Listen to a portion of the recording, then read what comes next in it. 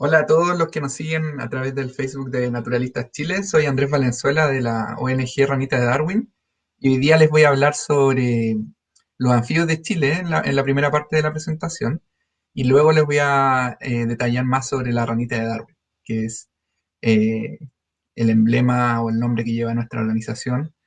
Nuestra organización es una pequeña ONG que lleva más o menos 5 años de trabajo y trabajamos en conservación de anfibios en general, pero siempre con un fuerte énfasis en la ranita de Darwin.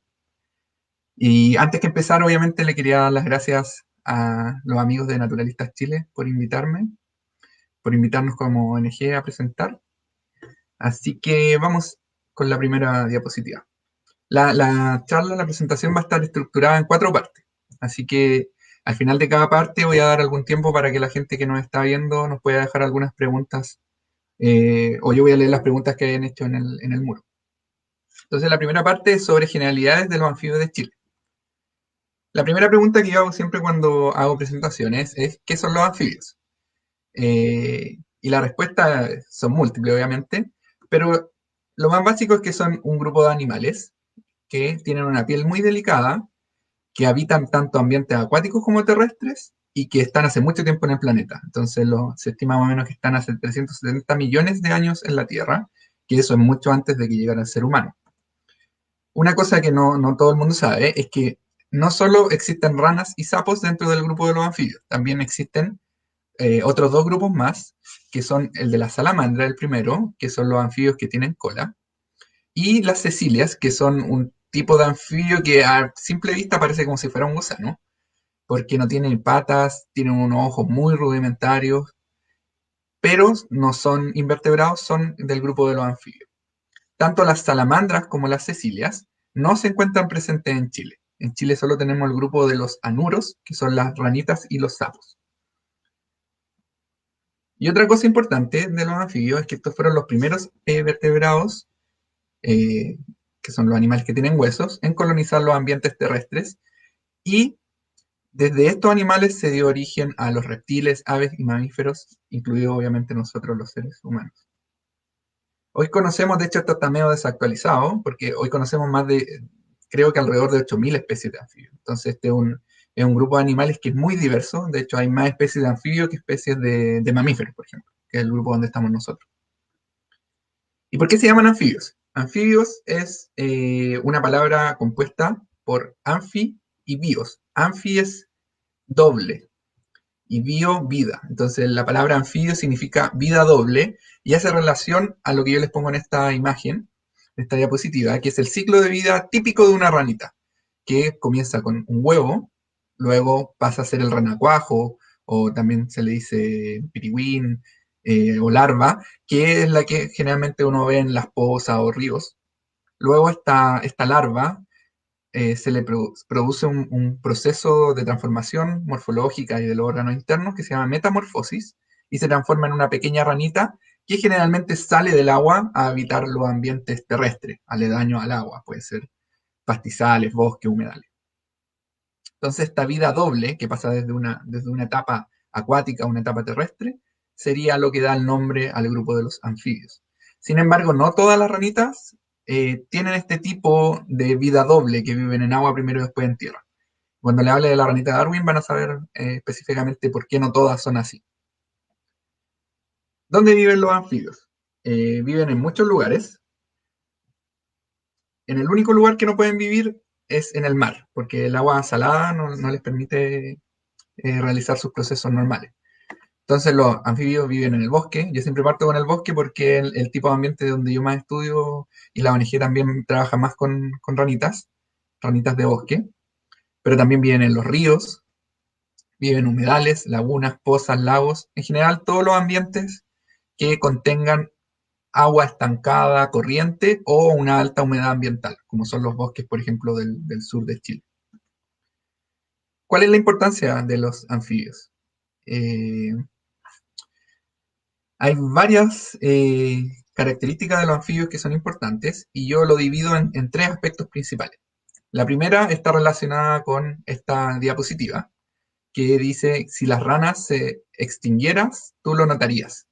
Y es básicamente porque hay dos personas que están descansando, una en un sofá y la otra tomando un baño, y está lleno de mosquitos. Entonces, si los anfibios se fueran, uno se daría cuenta porque los anfibios consumen insectos que son molestos para el ser humano. Entonces, en ese aspecto se dice que serían controladores de plagas de insectos molestos para el hombre.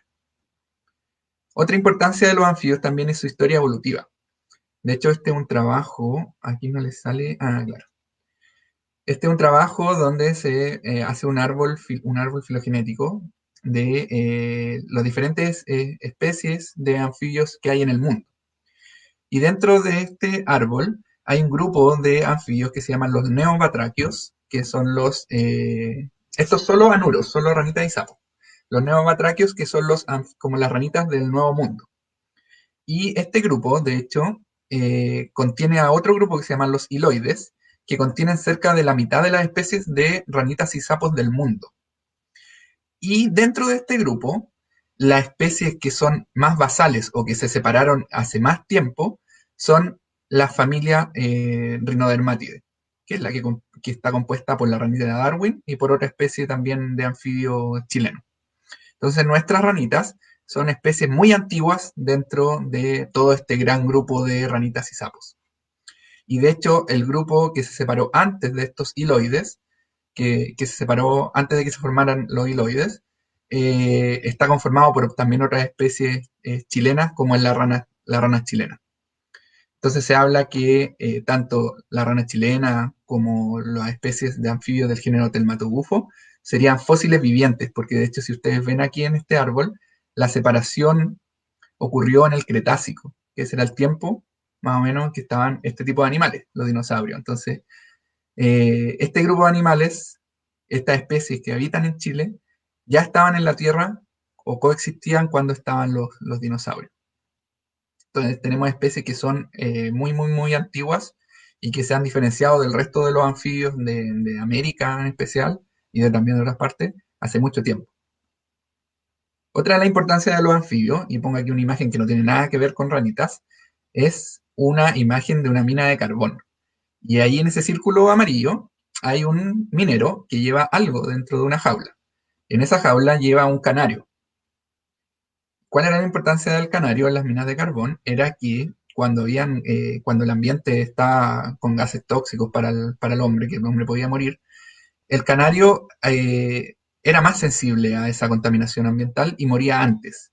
Entonces los mineros sabían que cuando el canario moría, el ambiente se estaba volviendo tóxico y ellos lograban escapar antes de morir. Entonces el canario era un centinela, un indicador de la salud dentro de la mina, de la salud ambiental dentro de la mina. Y de la misma forma los anfibios también se llama que son indicadores de la salud del medio ambiente, ya que al ser animales muy sensibles, de una piel muy delgada, muy permeable a todo lo que está en el ambiente, sirven como indicadores de la salud del ambiente. Entonces, por ejemplo, en la zona central de Chile existía una práctica común, a mí me lo han contado varias personas de la zona central de Chile, que en los pozos de agua para tomar, de agua de bebida, la gente ponía una rana chilena, echaba una rana chilena dentro del pozo y lo que la gente pensaba en ese tiempo era que la rana chilena limpiaba el agua, entonces uno podía tomar agua limpia gracias a que estaba la rana chilena. Lo que nosotros pensamos actualmente es que era otra cosa la que pasaba y era que la rana chilena, al ser tan sensible a cualquier contaminante en el agua, la rana rápidamente moría cuando el agua estaba contaminada y la gente podía advertir que el agua estaba contaminada y no beberla. Y también las ranas obviamente forman parte de nuestra cultura popular. Entonces, por ejemplo, ahí la rana René, todos la han visto alguna vez, han escuchado de ella. Y entonces, también aparte de ser de nuestro cultura popular, también han estado en el imaginario cultural de pueblos que estuvieron antes que nosotros incluso. Entonces, por ejemplo, el complejo Pitrén, era un asentamiento humano que vivió en los bosques templados del sur de Chile. Este es un grupo de humanos que vivió justo antes que los mapuches. Después fueron como los predecesores de los mapuches. Y este complejo Pitrén, que estuvo hace 2000 a 1200 años antes del presente, tenía alfarería con motivos de ranita. Entonces, por ejemplo, aquí estos autores, Pérez y colaboradores, analizan diferentes vasijas que tenía este complejo Pitren y la asocia con formas de anfibio. Entonces, estas vasijas tienen caracteres relacionados con los anfibios. Por ejemplo, la de la ranita de Darwin, se puede ver claramente que tiene la naricita de la ranita de Darwin, la punta de la nariz, los ojos y las manchitas que tiene la rana de Darwin en el dorso. También es sapo hermoso, tenía también asociado, en la vasija tenía pinturas que asemejaban su coloración. Entonces, los anfibios en Chile forman parte de nuestra cultura hace miles, 2000 años atrás por lo menos. Y también en el presente son, obviamente, fuente de inspiración para gente que hace artesanía. Por ejemplo, este es un taller donde se utilizó una ilustración de una ranita que hizo una integrante de nuestra ONG, y hicieron un curso donde se le enseñó a señoras a hacer mosaico y ocuparon esta imagen como inspiración. O también en la zona, por ejemplo, en el Tume, se hacen artesanía en fieltro inspirado en anfibios. También las ranitas son parte de atractivos turísticos. Por ejemplo, existen parques que tienen el nombre de la ranita de Darwin o donde la gente va a ver ranitas de Darwin. O también hay diferentes documentalistas que han venido a filmar los anfibios de Chile y en especial la ranita de Darwin. Entonces, básicamente yo divido la importancia de los anfibios en tres componentes que son parte de nuestro patrimonio ecológico y evolutivo, ¿cierto? Controladores de plagas y también especies muy antiguas, fósiles vivientes, son parte de nuestro patrimonio cultural y espiritual, han formado parte de pueblos que están hace mucho tiempo habitando este territorio, y también son parte del patrimonio material porque son sustento para gente que vive del turismo, por ejemplo. Y después de ver cuál es la importancia, quería mostrarles rápidamente qué tipo de anfibios tenemos. Específicamente aquí yo me enfoco en el sur de Chile porque es el lugar donde más trabajamos, pero obviamente también tenemos otras especies que habitan en el norte y en la zona centro de Chile. Una de las especies más características, esta también habita en la zona centro y en la zona norte, es el sapito de cuatro ojos, que es una especie súper súper común. Y esta es una ranita que estaba dentro del agua y estaba cantando. Entonces lo que se ve ahí inflado es su saco vocal, que es un saco que le ayuda a los anfibios durante el canto. Y este sapito se llama sapito de cuatro ojos porque en la zona posterior de su cuerpo tiene unas glándulas que asemejan ojos. Entonces, mirado desde atrás, parece que este sapito de cuatro ojos tuviera otra cara. Y eso les sirve como un comportamiento antipredatorio, porque de hecho cuando ellos están frente a una amenaza, levantan un poco la zona posterior y se agrandan como que tuvieran una gran cabeza en esa zona. Otra de las ranas que se pueden ver en el sur de Chile es el sapo montano austral, que es una especie de más o menos gran tamaño y es como Este es una de las especies que es un fósil viviente, entonces cuando uno lo ve, de hecho, camina hasta así como lento, es diferente a las otras especies de anfibios.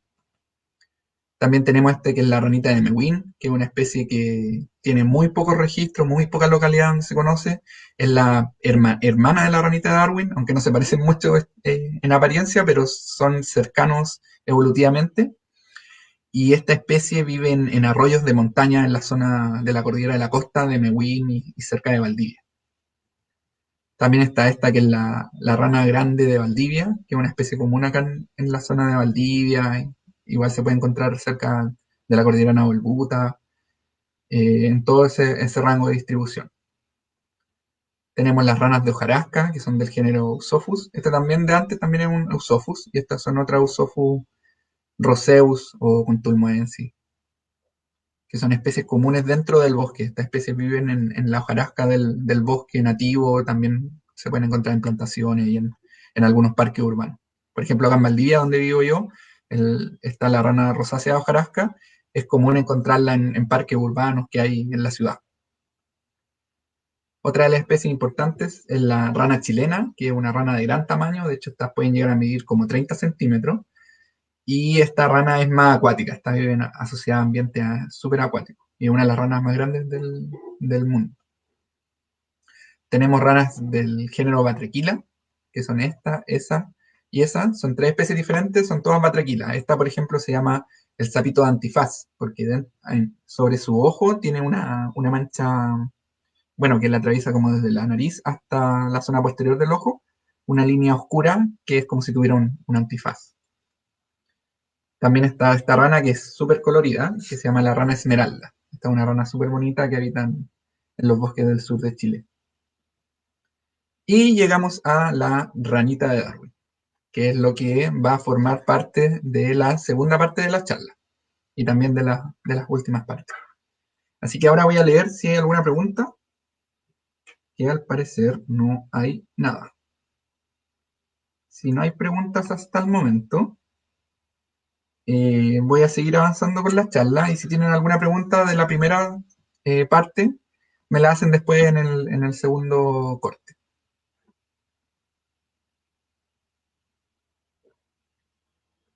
La segunda parte de esta presentación es historia del género Rhinoderma. El género Rhinoderma es el género científico donde están las ranitas de Darwin. ¿Ya?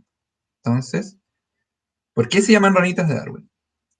Y su nombre lo dice, es porque fueron colectadas para su descripción científica. Obviamente la gente que vivía acá en este territorio la conocía de antes, pero para su descripción científica por Charles Darwin. Y él la encontró cuando hizo su paso por Chile. Entonces, cuando estaba en los bosques del sur de Chile, él se encontró con esta rana, le llamó la atención, obviamente, y de hecho la dibujó. Tenía una libreta donde iba haciendo dibujos de notas de campo, y ahí hizo un dibujo de la ranita de Darwin, que es el que está acá. Obviamente no era muy buen dibujante, pero sí se pueden ver todas las características típicas de la ranita de Darwin, que son la nariz punteada, las manchitas que tienen en la zona del vientre, y le hizo las patitas también.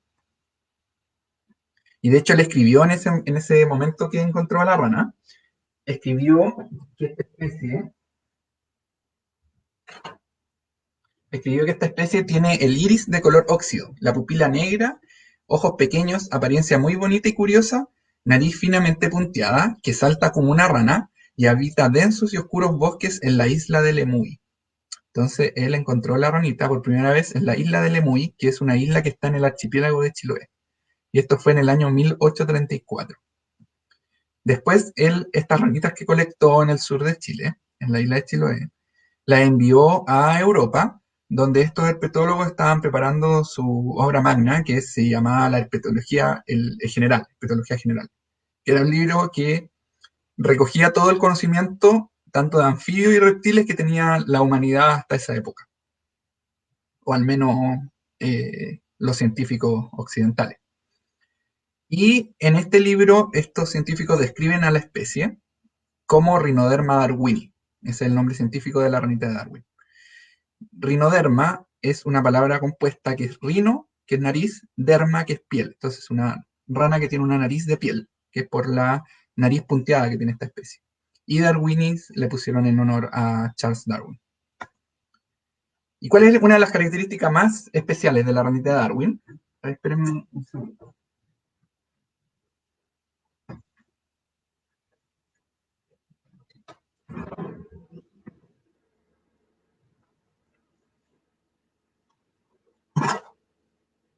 Una de las características más singulares de la ranita de Darwin es su forma de reproducción.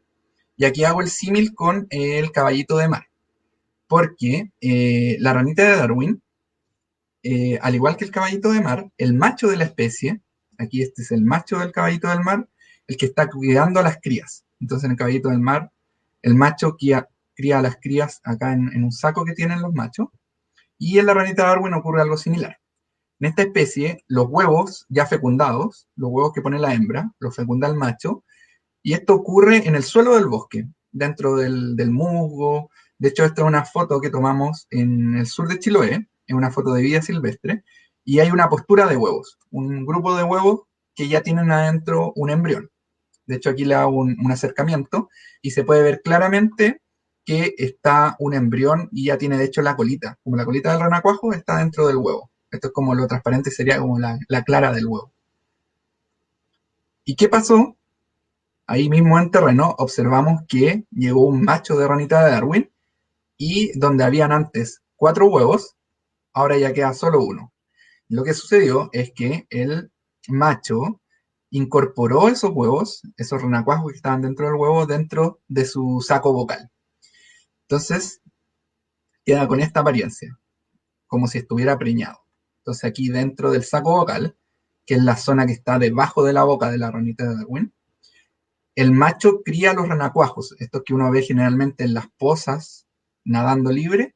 En esta especie se crían dentro del saco vocal del macho. Y en este lugar están aproximadamente 2 meses hasta que el macho libera ranitas. Entonces, dentro del saco vocal se produce la metamorfosis, los renacuajos se transforman en ranitas y luego el macho libera o devuelve estas ranitas pequeñas al suelo del bosque.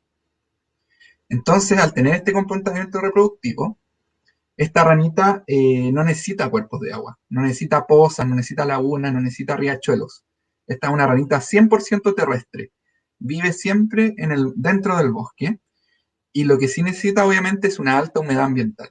Son bosques que son muy húmedos, igual en los meses de verano algunos se secan un poco, pero siempre hay lugares dentro del bosque que se mantienen bastante húmedos. Y una cosa interesante es que 134 años después, esto fue en 1975, si no recuerdo mal, unos científicos de la Universidad Austral de acá de Valdivia describen la identidad de un batracio, de una ranita, que había descrito Filippi en 1902 como Eminectes rufus. Filippi en 1902 encontró una especie y le puso Eminectes rufus. Y esa especie, en su descripción, era muy similar a la ranita de Darwin. Pero, por alguna razón, Filippi la dejó en otro género, no la dejó como emparentada con la ranita de Darwin. Pero en el año 1975, estos científicos de la Universidad Austral dicen, no, aquí esta especie Minectes rufus es Rhinoderma, es una hermana de la ranita de Darwin, y le pusieron o la rebautizaron como Rhinoderma rufus. Entonces, actualmente lo que he aceptado, obviamente eso siempre es algo que está en discusión, como todo en la ciencia, es que existen dos ranitas de Darwin, dos especies de ranita de Darwin. La especie del norte, que vive entre Zapallar y Concepción, asociada principalmente a la cordillera de la costa. Esa es la Rhinoderma rufum o ranita de Darwin del norte.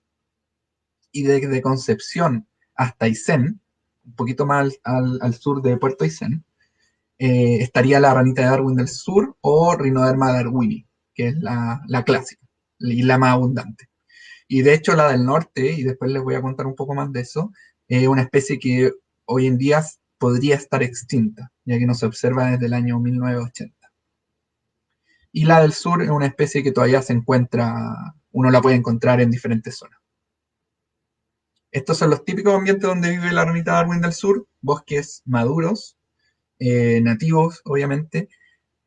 A veces hay algunos registros en plantaciones cerca de bosque nativo, pero son pocos registros y en general la especie vive asociada al bosque nativo, al bosque templado austral. Entonces vive tanto, de hecho en la imagen anterior se puede apreciar que vive tanto en Chile como en la frontera de Argentina con Chile, en los bosques andinos que tienen los argentinos en su territorio, que son ambientes muy similares a los que hay en Chile. Y después, yendo más hacia oriente, en Argentina el ambiente cambia rápidamente y ya la ranita de Darwin desaparece.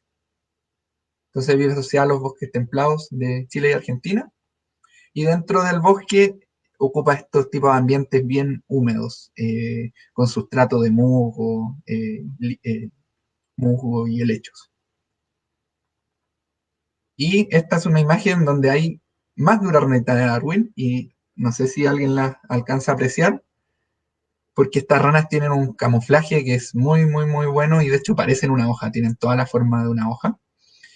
Y yo no sé si ustedes ven mi cursor, pero les voy a indicar con el cursor dónde están las ranitas de Darwin. Parece que no lo ven.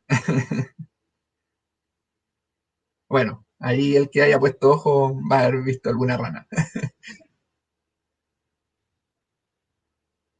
Ah, pero no sé cómo se hace eso. Clic derecho. No, me quedé.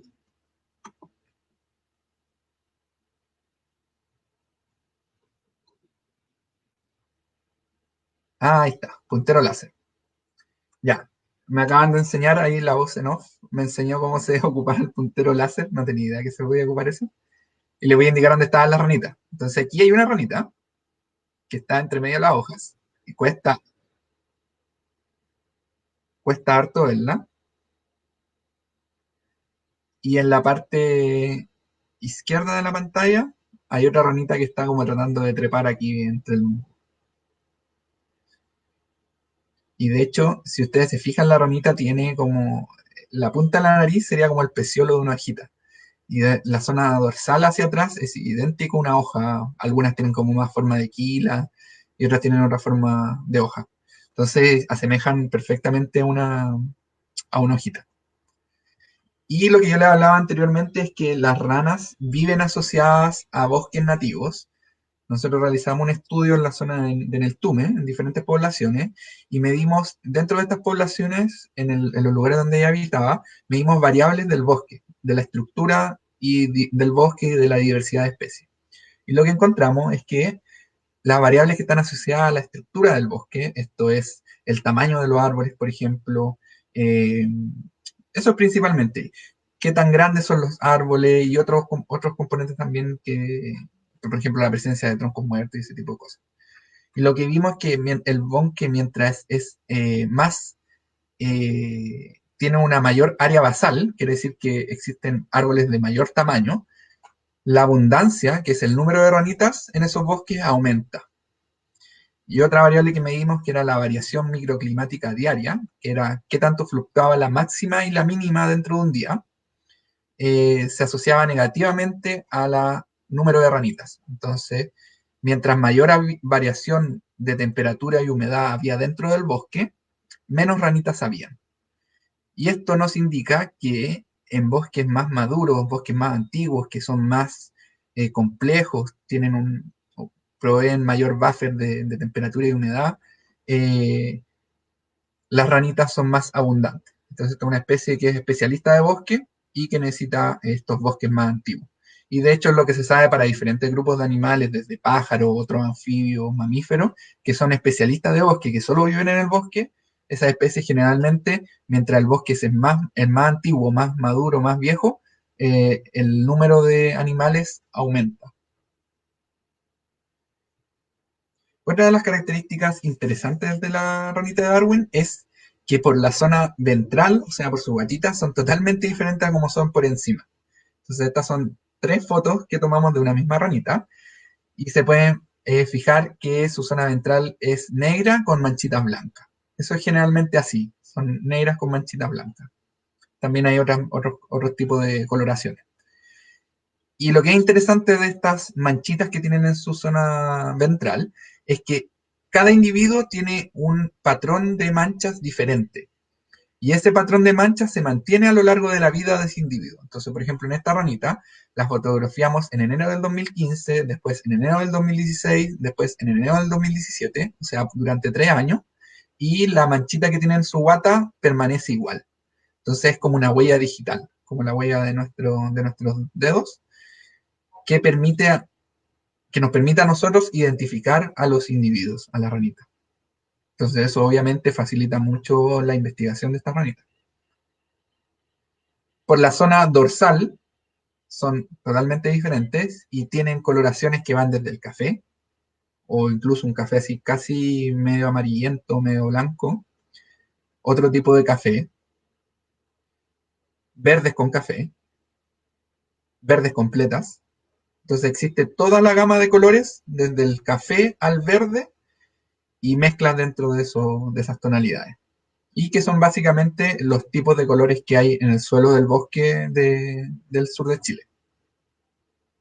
Y otra cosa interesante del color del dorso es que estas ranas pueden cambiar esta coloración. Y esta coloración la pueden cambiar en un periodo que va de semanas a meses. Entonces, son ranitas que llegaron a un centro de cría de la ranita de Darwin que hay en la Universidad de Concepción. Y todas las ranitas que llegaron ahí, que se pueden ver la rana 32, 33 y 34, todas estas ranitas eran cafés. Entonces, en estas columnas, en estas filas, perdón, hay diferentes ranitas. Y en las columnas, diferentes tiempos. Entonces aquí es cuando llegaron las ranitas, y después de un tiempo, y después siguió pasando el tiempo, y las ranas fueron cambiando de color. Entonces esta rana que era café, después se puso media verde aquí en el dorso, y terminó bien verde en esa zona. Esta café se mantuvo, café durante todo el tiempo, y esta que era café después se cambió a una verde, totalmente verde. Entonces los autores de este trabajo discuten que esto podría deberse a que en los terrarios donde tienen las ranitas, ellos tenían mucho sustrato, muchos elementos verdes.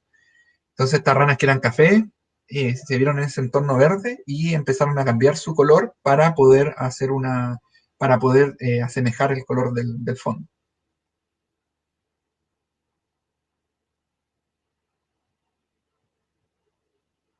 Ya, ahora voy a mirar si hay más preguntas. Yo no sé si yo tengo mal abierta la exposición o realmente no hay preguntas. No veo que haya ninguna pregunta. Pato, si me ayudas ahí con eso. La abrí en Facebook, en mi celular, y me aparece la presentación y abajo algunos comentarios. Pero,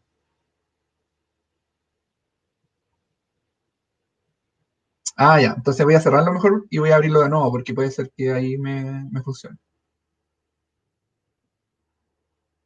Se borran. Chuta. Pero puedo abrirlo en mi computador.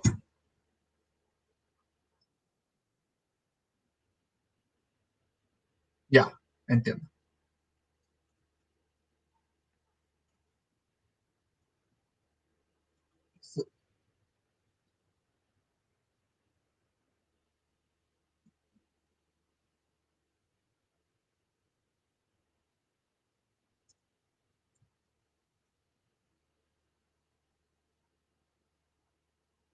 Para la gente que está viendo, estoy metiéndome al Facebook de Naturalistas Chile para ver si hay preguntas, porque estaba desde mi celular, pero por alguna razón no me aparecían las preguntas.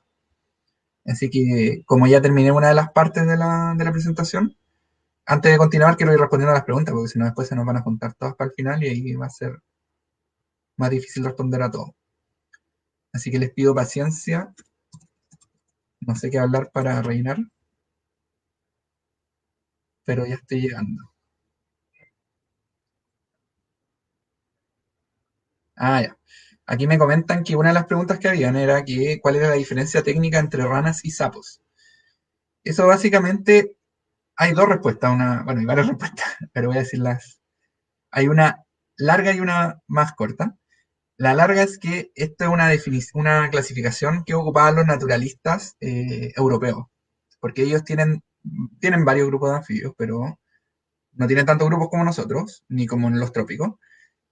Y de ranas y sapos tienen dos principales, que son las ranas verdaderas y los sapos verdaderos, que los sapos verdaderos son del género bufo y las ranas son del género rana, como tal. Y entre esos dos son súper diferentes. Las ranas son más acuáticas, tienen un cuerpo así como más esbelto, menos rugoso, y el género bufo, que son los sapos verdaderos, tienen un cuerpo más tosco, son súper terrestres, tienen glándulas en la zona de la espalda, morfológicamente son muy diferentes. Y ellos cuando fueron a explorar la América y otros continentes, empezaron a encontrar ranas y sapos, y las quisieron clasificar todas dentro de estos dos grupos, de ranas y sapos. Y lo hicieron. Entonces las ranas eran las más esbeltas, acuáticas, los sapos los más terrestres y toscos. Sin embargo, la diversidad de anfibios que hay en el mundo y de anuro en específico es gigante, 6.000 especies. Entonces no todas caen dentro de esta clasificación tan estricta. Y de hecho, por ejemplo, la ranita de Darwin, que nosotros le decimos ranita de Darwin, es una especie que es terrestre, que no vive en el agua, y entonces debería ser sapito, por la clasificación esta típica. Sin embargo, nosotros le decimos ranita. Entonces yo ocupo indistintamente rana y sapo. Pero si quieren clasificarlo en estas dos, el clásico es que las ranas son las acuáticas, esbeltas, piel lisa, y sapitos terrestres, piel rugosa, más robusto. Ya, voy a ver las otras preguntas.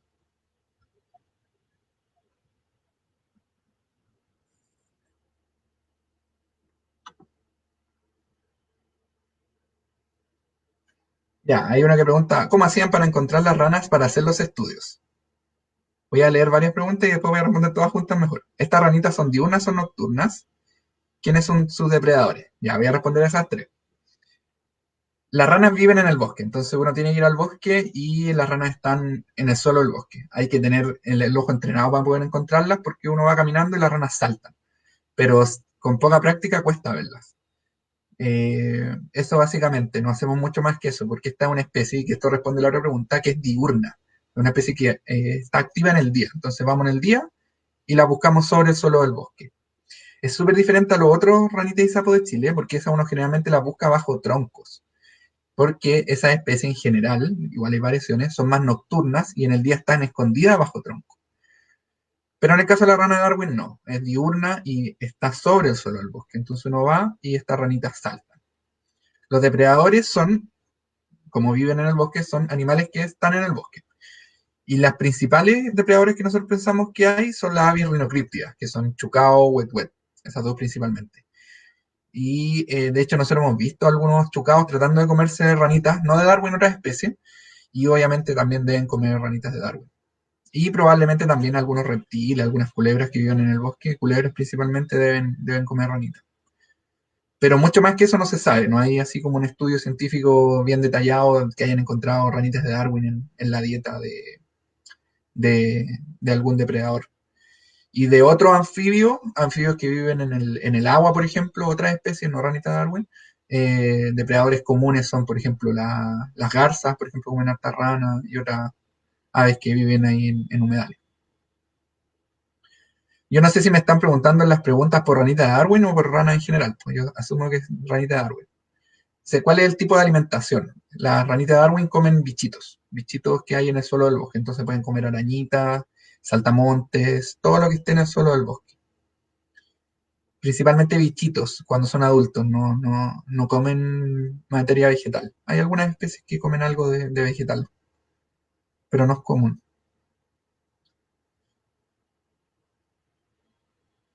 Daniel González preguntaba si era correcto llamarlas ranitas. Ya le respondí a eso. Saludos para Daniel, no sé si se acuerda de mí. ¿Por qué no se habla de mimetizaje? Ahí es la diferencia entre mimetizaje y camuflaje, yo siempre me pierdo. Pero sí es un tipo de... Porque hay uno que ocupan su coloración y hay otro que ocupan otro elemento para camuflarse. Y ahí siempre me enredo cuál es cuál. Así que no voy a meter ahí un...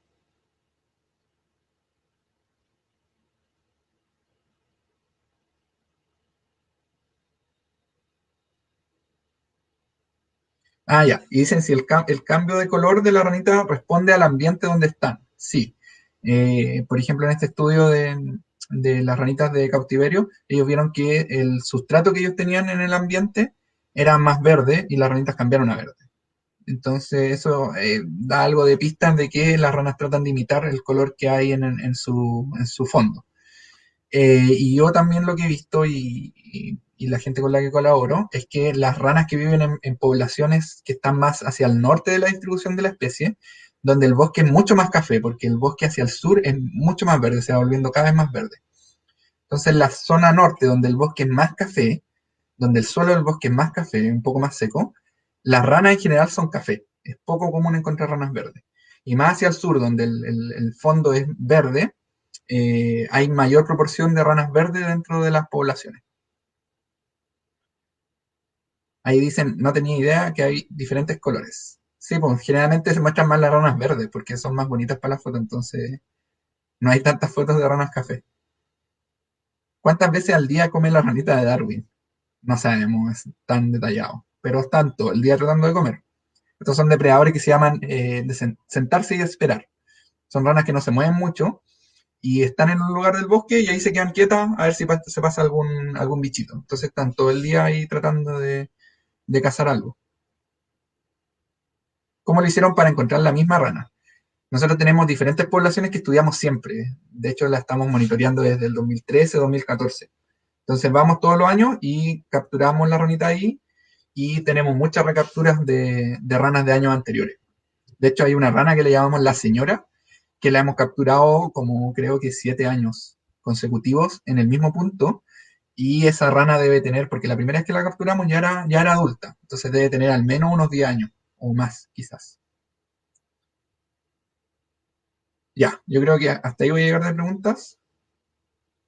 Ah, ya. Y alguien preguntaba si han habido registros de la Rufum, que es la ranita Darwin del norte. Y no hemos tenido registro. Hay varios equipos de investigadores y gente que le interesan las ranitas que ha ido a buscarla, pero no hemos tenido suerte. Pero siempre hay algunos comentarios como de estos arrieros y gente que conoce bien el monte, la zona eh, de la cordillera de la costa, que dicen que han visto una rana que tiene las características de la ranita Darwin. Entonces todavía no se pierde la esperanza de que por ahí escondido en alguna quebrada pueda haber alguna ranita Darwin del norte. Ya, ahora voy a seguir con la presentación. Ahora vamos a la parte 3 que es de amenazas. Entonces, ahora traten de hacer preguntas que sean relacionadas con lo que voy a hablar ahora. Después, al final, igual voy a dar un tiempo para preguntas generales, pues, pero vamos así para tratar de ordenarnos. Eh, entonces, amenazas para las ranitas de Darwin. Y como todas las cosas en el mundo, es un sinergismo el que opera. Entonces, no es un solo factor el que afecta a las ranitas. Y esto en general estas amenazas son generales para casi todos los anfibios del mundo. La principal amenaza es pérdida de degradación del hábitat. Entonces, en el caso de la ranita Darwin, es pérdida del bosque nativo y también degradación del bosque nativo. Porque, por ejemplo, cuando uno hace tala selectiva, cuando uno saca ciertos árboles del bosque, que generalmente eran los árboles más antiguos, uno degrada ese bosque y eso le afecta a la ranita Darwin.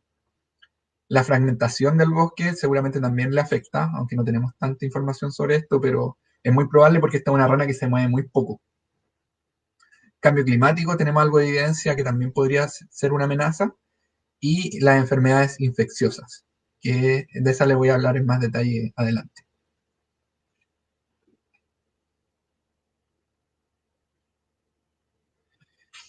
Ya, entonces la primera amenaza es la degradación y pérdida de su hábitat.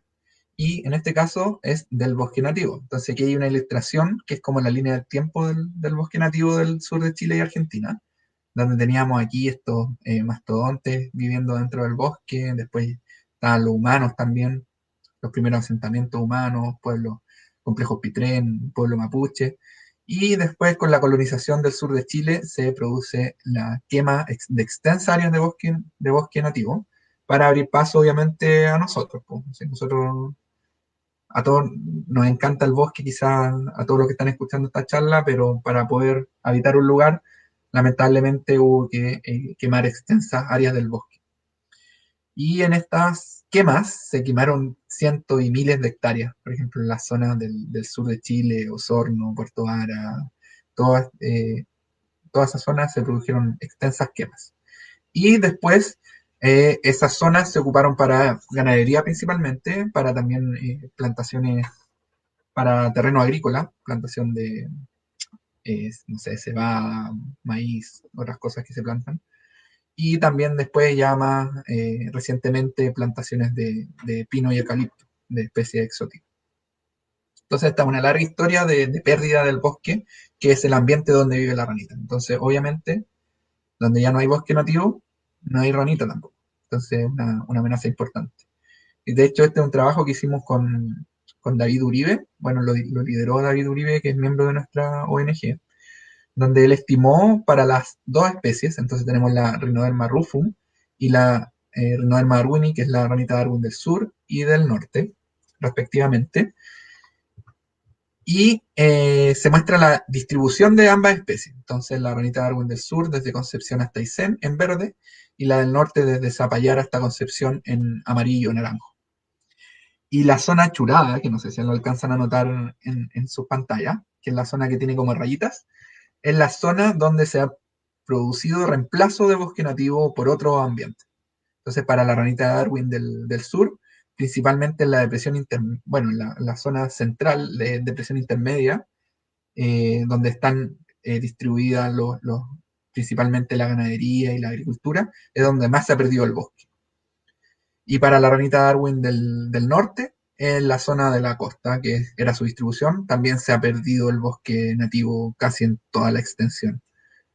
De hecho, en esa zona está mucho peor la situación porque tampoco hay áreas protegidas casi. Hay unas pocas áreas privadas y muy pocas áreas, hay unas pocas áreas también estatales protegidas, pero son muy chiquititas.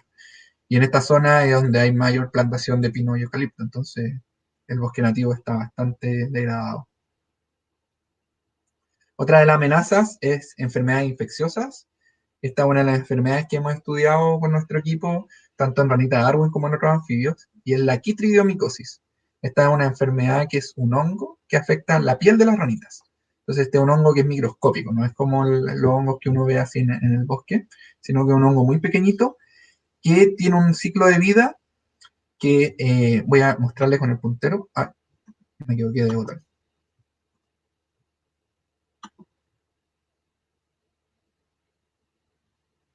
Entonces, este hongo tiene dos etapas dentro de su ciclo de vida. Tiene una etapa que vive en la piel de la ranita, que se llama los zoosporangios, y este zoosporangio tiene dentro zoosporas, que son unos pequeños como pirigüines que viven en el agua, que tienen una cabeza y una colita. Y dentro del agua, estas zoosporas están esperando encontrar alguna ranita para volver a infectarla. Y así sigue su ciclo de vida. Crece en la piel de la ranita y después de nuevo se liberan estas zoosporas que viven en el agua. Todo esto es microscópico, solo se puede ver a través de microscopio o con técnicas de detección molecular. Lo que sabemos que produce este hongo en la piel de las ranitas es que las ranitas, como respuesta a la infección con este hongo, engrosan su piel. Se produce un proceso que se llama hiperkeratosis y las ranitas, a través de su piel, tienen una piel que es muy permeable y ellas tanto pueden respirar. De hecho, hay especies de anfibios que no tienen pulmones, que solo respiran por la piel y por las mucosas oral y otras mucosas. En la caso de la rana Darwin no es así. La rana Darwin tiene pulmones, pero también a través de la piel se produce un intercambio importante de aire, pero también de agua y de electrolitos, como el sodio y el potasio, que son electrolitos que están en nuestra sangre. Y lo que pasa es que al engrosarse la piel, se produce una pérdida súper importante de sodio y potasio. Entonces estas son ranitas, no son ranitas de Darwin, son otras especies en Estados Unidos, creo que fue este estudio, por estos investigadores, y ellos tenían ranitas y las infectaron con el hongo. Entonces, y midieron potasio y sodio. Entonces acá en este gráfico pueden ver en la zona de abajo, previo a la infección, post-infección y una infección tardía. Entonces la infección ya como terminal. Y lo que se ve es que tienen un grupo control, que no le infectaron con el hongo. Tienen un grupo que lo infectaron con el hongo, pero que no desarrolló enfermedad, que se llaman los aclínicos, y un grupo que se enfermó. Entonces ven cuánto sodio y potasio tenían al final de la infección. Y obviamente el grupo control y el grupo aclínico tenían sodio y potasio muy similar a antes de que la infectaran. Y lo mismo para el sodio. Pero las ranas que se enfermaron, bajó drásticamente el potasio y el sodio que tenían en el plasma sanguíneo. Entonces este desbalance de pérdida de electrolitos produce que las células, específicamente en este caso las células que están en el corazón, las que generan el pulso cardíaco, no puedan funcionar normalmente. Y lo que se produce finalmente es un paro cardíaco en la ranita. Eso es lo que produce la enfermedad, finalmente la muerte. Entonces este es un electrocardiograma que le hicieron a unas ranitas también en laboratorio, también los mismos investigadores del estudio anterior, y midieron desde que las ranas estaban enfermas 18 horas antes, 3 horas antes, 2 horas antes y media hora antes de la muerte de las ranitas. Y lo que ven es que al principio se ve el impulso cardíaco, el pulso eléctrico del corazón, y a medida que va avanzando la infección, los latidos se hacen más irregulares, más lentos, también la amplitud del impulso eléctrico cardíaco se va achicando esto se va haciendo como más chata la curva, hasta que al final la rana muere de un paro cardíaco asistólico, no sigue bombeando sangre. Y eso es lo que produce al final la muerte de la ranita. En Chile, ¿qué sabemos de este hongo?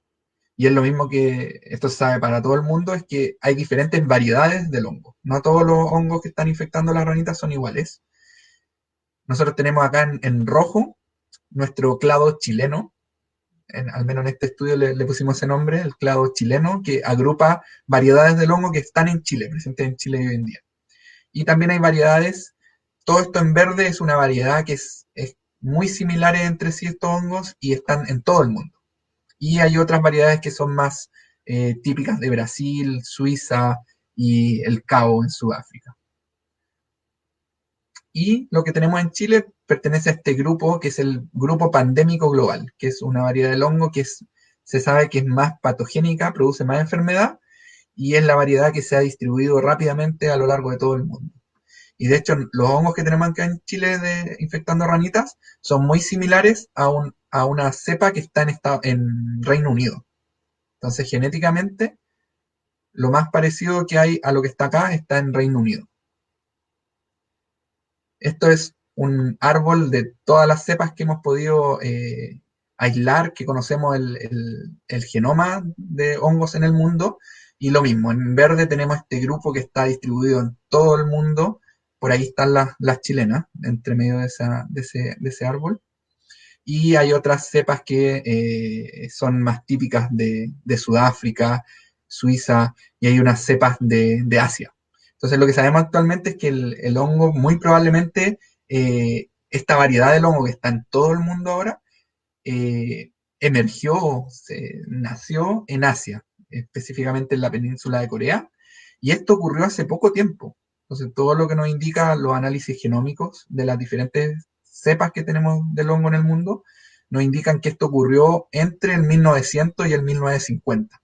Entonces esta es una enfermedad nueva y que gracias al comercio de anfibios a todas partes del mundo se ha distribuido por todas partes. ¿Qué sabemos en Chile? Esto es basado en estudios retrospectivos. Entonces agarramos ranitas que estaban en museo y esas ranitas se muestrearon. Esto es parte de la tesis de Claudio Soto. Y lo que encontramos es que el hongo está presente en Chile al menos desde el año 1970. Entonces ahí se empiezan a encontrar las primeras infecciones con hongo y estas las encontramos en sapito de cuatro ojos y en ranita de Darwin. Ranita de Darwin tanto del sur como ranita de Darwin del norte. Y esto coincide, puede ser una coincidencia o puede ser quizás un factor que contribuyó a la fecha en que desapareció la ranita de Darwin del norte. ¿Qué sabemos de la ranita de Darwin del sur? Estos son datos que tenemos de ranitas de Darwin de vida silvestre. Y lo que tenemos en este gráfico es la probabilidad de que una ranita de vida silvestre sobreviva de un año a otro. Entonces tenemos la probabilidad de sobrevivencia anual. Entonces la probabilidad de sobrevivir va entre 0 a 1. 1 es que sobreviven todas las ranitas, 0 es que no sobrevive ninguna ranita. Y lo que sabemos es que en las ranas que no están infectadas, la probabilidad de sobrevivencia es sobre el 50%. Entonces más o menos la mitad de las ranitas sobrevive. Pero las ranas que tienen el hongo, la mayoría se muere.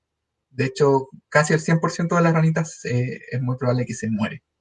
Entonces, lo que sabemos es que esta enfermedad produce una alta mortalidad en ranitas de Darwin. Sobre cambio climático, tenemos predicciones que son basadas en modelos de computador, donde hemos visto, este también es un trabajo de David Uribe, que la distribución de la ranita de Darwin en el futuro es muy probable que disminuya. Entonces, esta es la distribución de la ranita de Darwin del sur. Lo amarillo y lo verde, si juntan esas dos, es la distribución conocida de la ranita de Darwin, la distribución que tiene más o menos actualmente. Y después lo separamos en colores. Entonces, lo amarillo es lo que se va a perder, donde ya la ranita de Darwin no debería poder habitar, basado en predicciones basadas en lo que sabemos hoy en día. Entonces, para el 2050, 2080, en un escenario de cambio climático más o menos moderado a leve, y en un escenario severo o más grave, también para los mismos años. Y vemos que tanto para el escenario más moderado como el más severo, la pérdida del área de distribución de la especie para el año 2080 es gigante, más del 50% de la distribución. Y es principalmente en la cordillera de la costa, en la zona de Nahuel Buta, y en la cordillera de los Andes, eh, en una gran porción de la distribución de la especie. Lo que eso sí no sabemos es si la especie, quizás por su plasticidad fenotípica o por su capacidad de evolucionar, va a poder adaptarse a las condiciones cambiantes del clima. Esto es basado en lo que la ranita puede vivir hoy, que podría pasar en el futuro, pero todavía faltan hacer ese tipo de evaluaciones. Ya. Entonces, ahora voy a revisar de nuevo las preguntas, porque terminamos con la sección de amenazas. Entonces voy a ver si ahora me aparecen las preguntas acá. Me siguen llegando preguntas de las secciones anteriores. Dice, ¿el cambio de color depende de la alimentación? No sabemos, pero es muy probable que no dependa de la alimentación y sea más del color que haya en el fondo del lugar donde está viviendo la ranita. Entonces, el color del sustrato del bosque, o en el caso de ranitas que están en cautiverio, del color del sustrato dentro del terrario. Sí, responde, entonces el cambio de color respondería al ambiente donde están. Alguien pregunta si tienen dimorfismo sexual. Sí, tienen, pero es muy leve el dimorfismo y hay que tener un ojo muy entrenado para poder distinguirla. Pero lo más simple es que las ranas hembras llegan a ser más grandes que los machos. Entonces, cuando uno ve una rana hembra, una rana grande, uno tiende a pensar que es una rana hembra. Y esto ocurre no solo en la rana de Darwin, sino que en muchos anfibios, yo creo que la mayoría, las hembras son más grandes que los machos.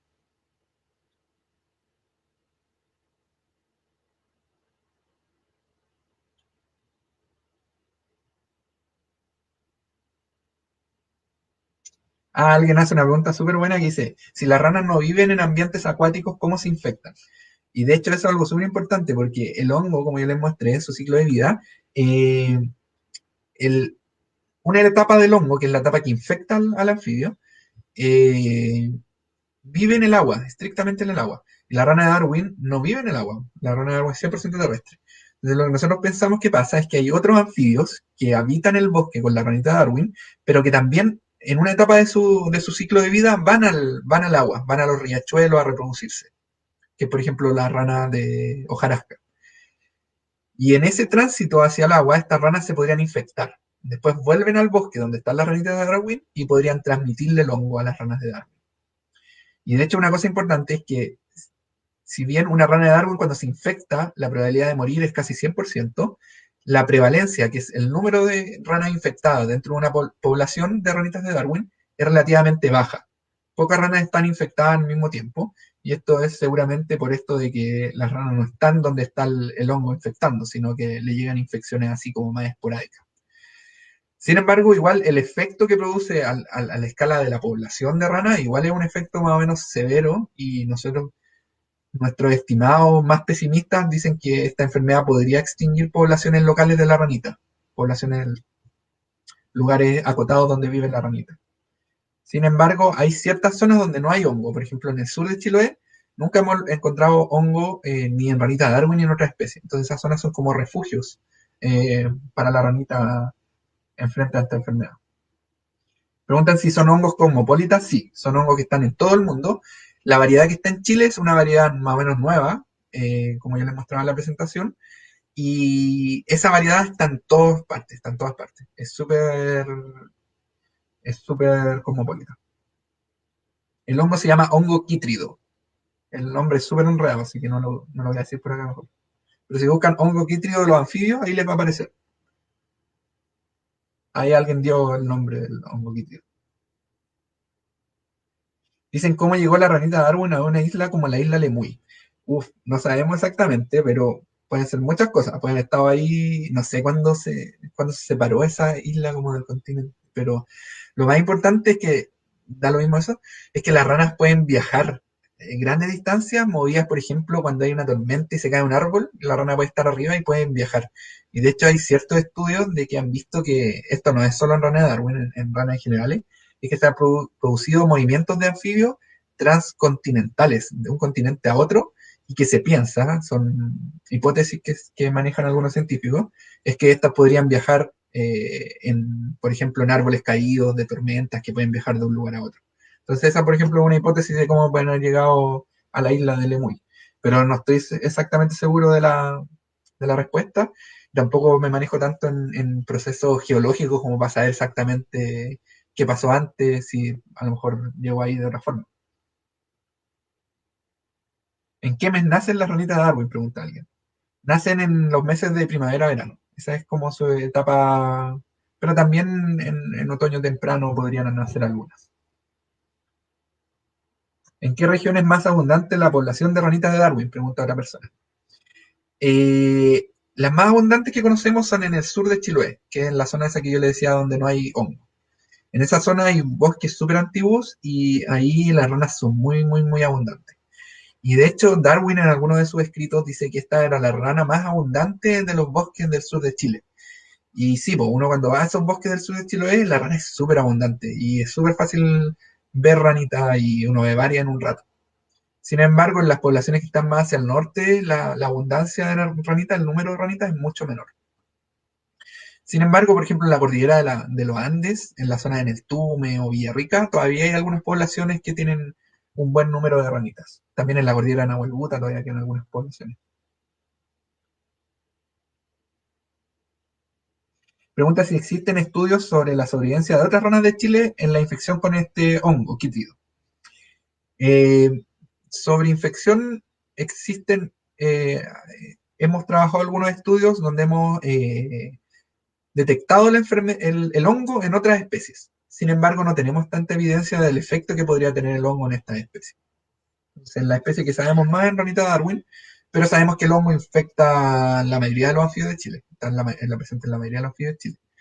Y el hongo, de hecho, está presente desde el norte de Chile, desde la primera, segunda región, hasta la décima, onceava, y creo que hay algunos en la. No, creo que hasta la onceava región son los más al sur. Ya, voy a leer las últimas preguntas y sigo. Aquí alguien hace una pregunta muy buena que es: ¿qué hacemos si encontramos una ranita de Darwin? Lo ideal es no molestarlas mucho. De hecho, en general los anfibios, como tienen esta piel tan sensible, lo ideal es no tomarlos. Y de hecho nosotros cuando investigamos las ranitas, tenemos dos cosas. Una, ocupamos unos guantes especiales que no tienen talco, entonces no les producimos daño a la ranita.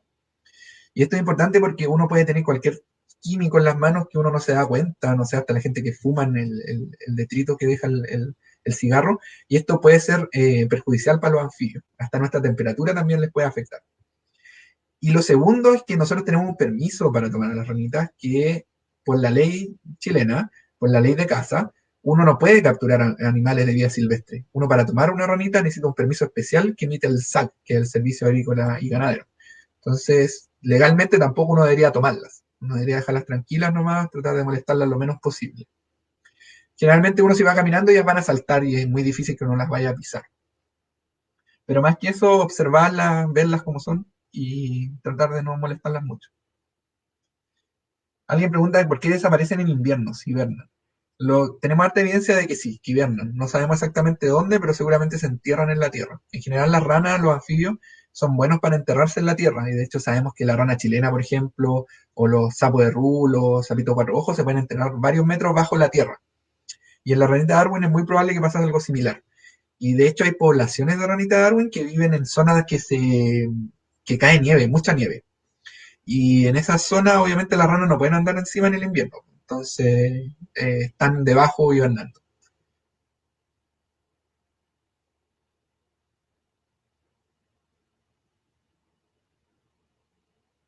Sí, alguien hace la mención de el canto de la ranita, que es como un pollito.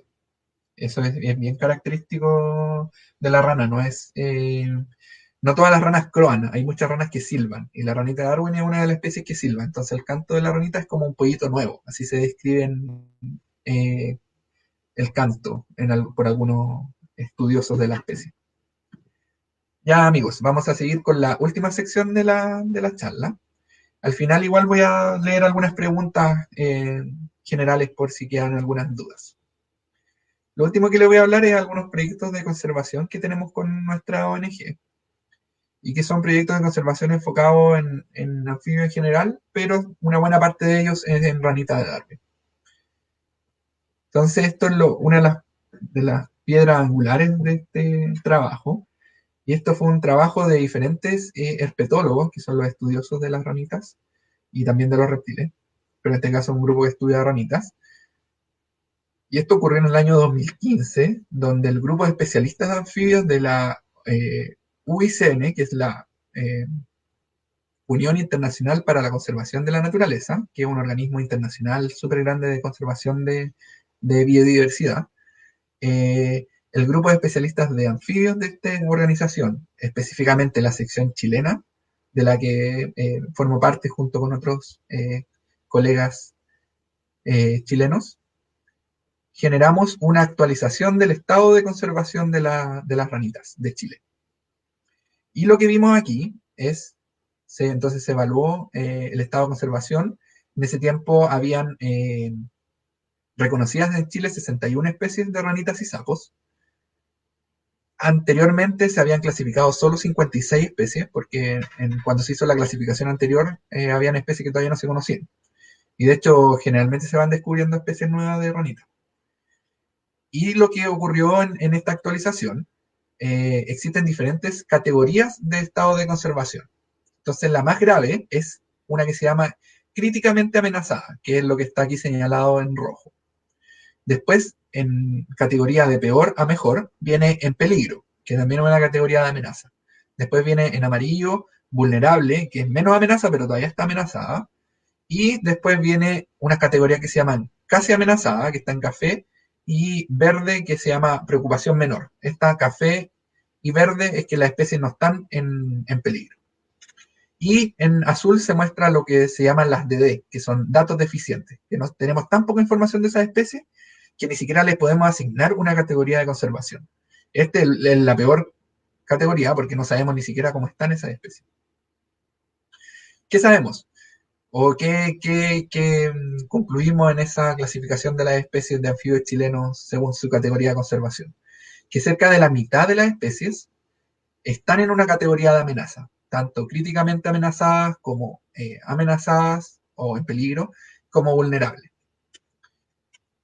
Y otro 30% no están en peligro, son especies que son comunes y que todavía se encuentran en buen estado de conservación, como por ejemplo el sapito cuatro ojos, eh, y otras especies que son relativamente comunes. Y para un 23% de las especies no sabemos casi nada. ¿Qué pasa para las ranitas de Darwin? La ranita de Darwin, aquí están mal los nombres. En la parte superior de la pantalla debería decir Rhinoderma rufum, que es la ranita de Darwin del norte. Esa especie es categorizada como en peligro crítico, que es la peor categoría de conservación antes de extinta. Extinta en la naturaleza y extinta totalmente. Entonces esta está críticamente amenazada, está a un paso de la extinción. Al menos eso es lo que pensamos, o lo que este grupo de investigadores concluye. Y de hecho tiene un tag esto, aparte de ser críticamente amenazada, es posiblemente extinta. Y es básicamente porque no se observa desde el año 1980, que fue el último año que se registró esta especie. Y la ranita de Darwin del Sur, que es la Rhinoderma darwini, estaba categorizada como vulnerable para la lista roja de la UICN, y en este taller se le cambió su estado de conservación a en peligro. Entonces actualmente para la UICN, la del norte está como críticamente amenazada y la del sur como en peligro. Ambas especies están en una categoría de conservación más o menos mala. Entonces, teniendo esto en cuenta, este mismo grupo, que es el ASG, el Grupo de Especialistas en Anfibios de la UICN, la sección chilena del grupo, nos reunimos y dijimos, hagamos algo por tratar de proteger a las ranitas de Darwin. Y así nació la Estrategia Binacional de Conservación de las Ranitas de Darwin, de la que formamos parte con la ONG, pero también un montón de organizaciones de Chile y también de Argentina. Y por eso es binacional, porque también participaron los colegas argentinos, porque ellos tienen algunas poblaciones de ranita Darwin del sur en su territorio. Y también participaron investigadores y gente que trabaja en conservación específicamente de otras partes del mundo. Entonces, iniciamos todo con un taller en la zona de Neltume, en Willow Willow, gracias a la colaboración de la Fundación Willow Willow y la Reserva Biológica Willow Willow, que han apoyado harto siempre en la investigación y conservación de estas ranitas. Y aquí se empezó a esbozar esta estrategia de conservación. Y después se lanzó finalmente este libro de la estrategia de conservación en Santiago, en el auditorio de la Universidad Andrés Bello, y se presentó al público, estaba el auditorio lleno en esa ocasión, y se presentó al público la estrategia. ¿De qué trata la estrategia? La estrategia es básicamente tratar de aunar o reunir los diferentes esfuerzos que hay de conservar esta especie y juntarlos en pos de una visión común. Y la visión es que las ranitas de Darwin sean conservadas y protegidas. Entonces tiene diferentes metas. Tiene 3 metas en específico. La primera meta es que para el 2028 tengamos toda la información clave sobre diversos aspectos de la biología de esta especie. Entonces, la 1 es como seguir recabando información. Sin embargo, uno no se puede quedar solo en recabar información, porque en 10 años más la especie podría estar en peor estado. Entonces, también tiene una meta de ir mitigando las amenazas. Entonces, la idea es que se reduzcan las principales amenazas, que es pérdida del bosque, la quitrigomicosis y cambio climático. Que estas amenazas se reduzcan para el 2028. Y la tercera meta es buscar apoyo tanto de la gente común y corriente, del público general, y también buscar apoyo financiero, legal, en actores claves que pueden ser, por ejemplo, la industria forestal, que tiene un montón de tierras con bosque nativo y que pueden ser un factor importante en su conservación, y también del gobierno, por ejemplo, o del Estado. Entonces, esa es más o menos la idea de esta estrategia de conservación. Si quieren averiguar más de la estrategia, se pueden meter a esta página, que es la página web oficial de la estrategia, que es www.estrategiarhinoderma.org. Ahí pueden descargar el libro de la estrategia, que es el que les monté anteriormente, este libro negrito. Se puede descargar ahí el PDF. Y lo otro que se me olvidó contarles es que tenía una sorpresa, que al final de la charla voy a hacer 2 preguntas, y dos preguntas de las cosas que hemos hablado ahora, y los primeros que respondan van a llevarse de regalo, uno se va a llevar el libro de la estrategia, que es el que está acá, y el segundo segunda, se va a llevar el libro Descubriendo la ranita de Darwin, que es un libro que hicimos con una compañera de la ONG. Entonces ahí para que estén atentos y respondan la pregunta al final. Otro de los proyectos que tenemos con nuestra ONG es una iniciativa de conservación de tierras. ¿En qué se trata esta iniciativa? Básicamente que buscamos o contactamos propietarios de tierras de predios privados. Pueden ser pequeños propietarios, gente que tenga 1 hectárea de bosque o 1 hectárea de un humedal, 1 hectárea de cualquier ambiente donde pueda vivir un anfibio, o media hectárea o 1000 hectáreas, 100.000 hectáreas. Y con estos propietarios se firma un acuerdo voluntario de conservación. El acuerdo, disculpen, el acuerdo consta de, nosotros vamos a terreno, identificamos las diferentes zonas dentro del sitio que puedan ser aptas para los anfibios. Entonces el acuerdo tiene un mapa de las zonas que son buenas para los anfibios, y tiene recomendaciones, medidas de manejo de qué la gente puede hacer o no hacer para proteger a la ranita dentro de su sitio. Entonces la gente firma eso y es voluntario, al menos las primeras categorías, y se compromete a proteger a la ranita, a proteger el ambiente donde viven las ranitas. Y tiene diferentes categorías. Entonces tenemos lo principal. La primera es una propiedad amigable, que es como lo más básico, que consta de este mapa y estas recomendaciones. Después está el refugio de ranitas, que es, además de tener este mapeo y esta zonificación de su sitio, nosotros como ONG vamos anualmente y monitoreamos que el estado del ambiente y el estado de las ranitas se encuentre adecuado, que se esté cumpliendo este acuerdo de conservación. Y el último, que es el más ambicioso, es un santuario, que es básicamente un derecho real de conservación. Entonces esa tierra quedaría a perpetuidad, no solo mientras el tiempo que la gente firma este acuerdo, sino que para siempre protegida, o al menos en el papel, que se va a proteger esa tierra para la conservación de los anfibios que vivan dentro de ese sitio. Este es el más ambicioso, y en la actualidad solo hemos firmado este tipo de propiedades amigables y refugios, que son voluntarios. Esto no tiene nada legal entre medio. Y en la zona, por ejemplo, este es un cartel que instalamos en uno de los sitios que es un refugio de ranitas. Se instalan estos carteles donde se dice que esta zona es una zona que conserva a las ranitas. Ahí está Inao Vázquez, que es el líder de este proyecto, junto a la Sole Delgado, que es también de nuestra ONG.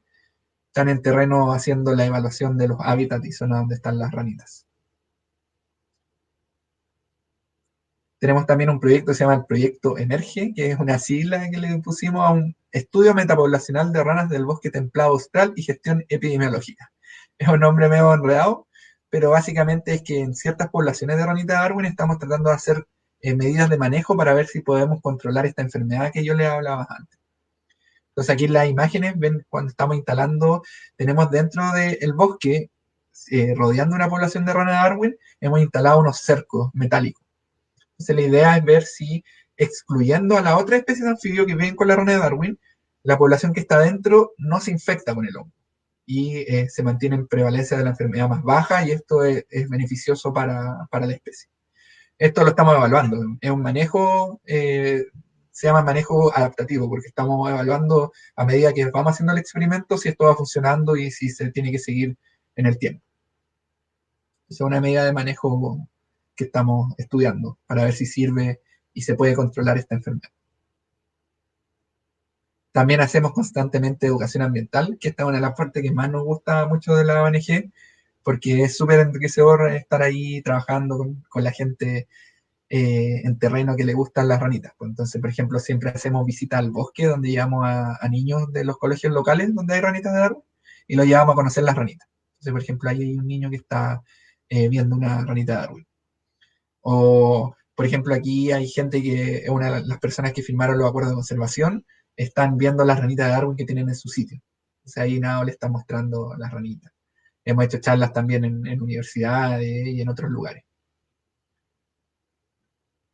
También produjimos con la Sole Delgado, que es ilustradora de la ONG, este libro donde se cuenta la historia de cómo fui conociendo a la ranita de Darwin.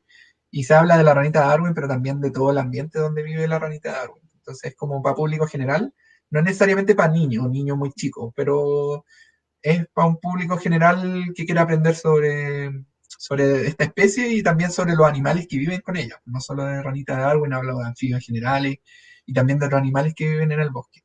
Entonces, como que uno descubre la ranita y también, de paso, los animales que viven con ella. Entonces, por eso tiene imágenes de chucao, ilustración en acuarela de chucao, de pudú, de árboles y de otras plantas y otras cosas.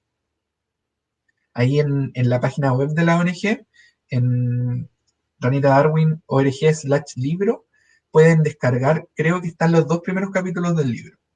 Y se lo pueden descargar y ahí pueden ir hojeando como para que vean de qué se trata el libro. Y tenemos también, aprovecho de pasar el dato, el libro también se vende. Entonces, si a alguien le interesa, ahí también lo pueden cargar. Y eso ayuda también a financiar algunas cosas de la ONG. Y este libro, que al final voy a hacer unas preguntas y se va a regalar un ejemplar de este libro, que lo tengo aquí en la mano. Y también, por ejemplo, este es un póster que diseñamos con la ONG, son ilustraciones también de la Sol, porque el proyecto este de conservación de tierras de anfibio, el piloto del proyecto lo lanzamos en la región de los ríos. Entonces, asociado a ese proyecto, aprovechamos de imprimir material de difusión sobre los anfibios de la región de los ríos, que es donde vivimos nosotros. Y, por ejemplo, aquí tenemos la ranita de Mewin, que es una ranita que es endémica acá de esta zona, la ranita Darwin, la ranita de Oncol, que es una rana que vive en el parque Oncol, es una rana súper bonita del género Alzodes. Este es un género que se llaman sapos de pecho espinoso, porque los machos tienen unas espinas, unas espinas en su pecho, que les sirve en la época de apareamiento como para adherirse a la hembra. También en los deditos de las manos tienen esas espinitas. Entonces se llaman sapos de pecho espinoso. También pusimos al sapito cuatro ojos, que es una especie común en la región, y en la rana chilena, que es una especie súper común en la región. Y de hecho acá en los ríos y también en los lagos es interesante porque esta especie vive en las ciudades. Entonces, por ejemplo, en Puerto Vara, Inaba ya trabaja con una fundación que están estaban viendo unas ranas chilenas que estaban migrando de un humedal metido dentro de la ciudad. O acá en Valdivia también las ranas viven por ejemplo, en el Parque Zabal, que es un parque súper conocido acá en Valdivia. Hay ranas chilenas ahí y eso está en la ciudad misma, dentro de la ciudad. Entonces es un anfibio que es bastante común. En la zona centro la rana chilena también era común antes y ahora todavía es común en ciertas zonas, pero ha disminuido su población. Y es básicamente porque hay menos disponibilidad de agua, también están más contaminados los cuerpos de agua en la zona central. Acá en Valdivia no estoy seguro cómo será la situación. Y eso básicamente es lo que hacemos con la ONG, pues tenemos esos tres componentes, hacemos arte conservación in situ, tratamos de esto de los acuerdos voluntarios, manejos para conservar. También tratamos siempre de hacer harta educación y siempre estamos también haciendo investigación científica, tratar de soportar todo esto que hacemos con evidencia científica. Entonces es nuestro, nuestra idea. Ahí les dejo las redes sociales. Nuestra página web se puede meter en ranitadarwin.org, como le dice nuestro logo. Y tenemos también redes sociales en Instagram, Facebook y Twitter. En Instagram y Facebook es @ranitadarwinong, para los que nos quieran seguir si les interesa saber más de nosotros. Así que ahora voy a pasar a leer preguntas primero. No, mejor voy a hacer el concurso primero. Y ahí, mientras estoy esperando que respondan el concurso, voy a aprovechar de responder algunas preguntas. Entonces, me dan un segundo, porque voy a ver las preguntas que me van a soplar acá por interno gente de la ONG.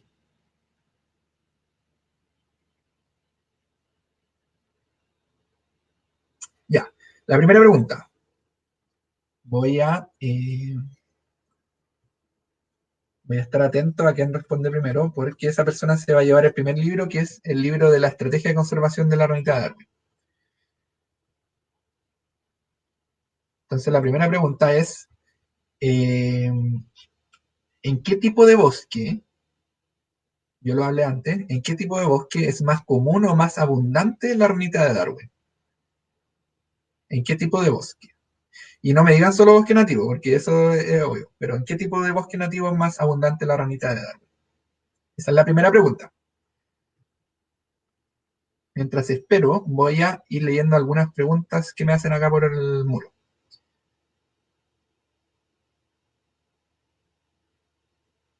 No encuentro ninguna pregunta. Ah, alguien pregunta si el sapito cuatro ojos es el mismo que el antifaz. Y ya le responden ahí que no, son especies diferentes. Y si son especies diferentes, y ambas especies son bien comunes, pero son especies totalmente diferentes. Son de hecho otro género científico. Ya, ya, mira, me respondieron. Nadie me ha respondido. Ya, ahí alguien respondió. Monis Monis responde la pregunta correctamente. Primero, porque después Marcelo también responde, pero ya había respondido Monis Monis. Igual voy a comprobar que sea el más antiguo.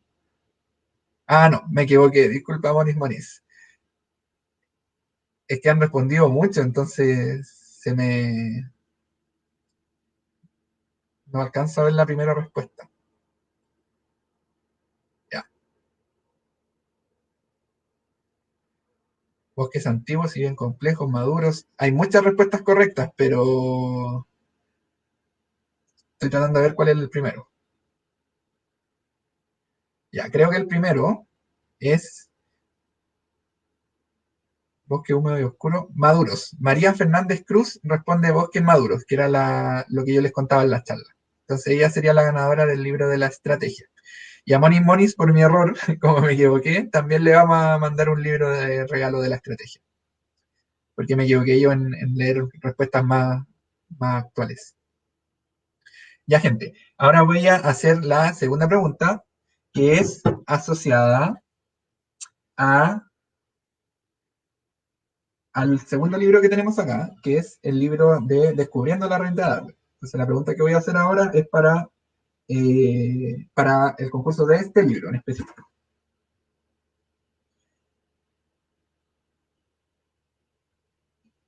La segunda pregunta es,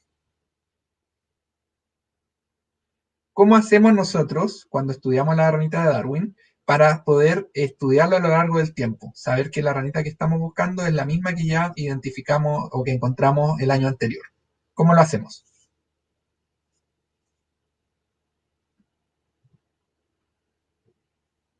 Ya. Y entre medio voy a tratar de recibirme aquí. Muchas gracias, muy buena charla. Muchas gracias a la gente por tanto comentario. Premio de consuelo, Monis Monis. Ahí ya se fue el premio de consuelo, así que eh, mirando la parte de... Ah, ya. Aquí es la primera respuesta. Mirando la parte de abajo, que es como su huella digital. Entonces, Vicente Hernández responde la pregunta correcta de cómo identificamos a la ranita de Darwin, que es el individuo que habíamos capturado el año anterior. Y es eso, mirándole la zona de la guatita, tienen un patrón de coloración que es único en cada individuo y así es como lo identificamos.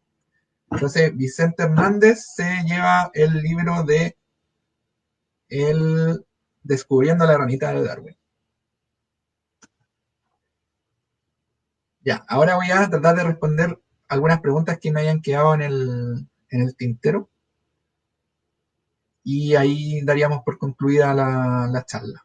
El Andy Charrier me hacía una pregunta que se me perdió aquí entre medio, que creo que era cuáles eran los desafíos de conservación para los siguientes años o algo así. Eh, Pato, ¿me podría ayudar? ¿Cómo lo hago para ver todos los comentarios así que me sea más fácil? Porque tengo abierto el video y me cuesta harto ir viendo los comentarios.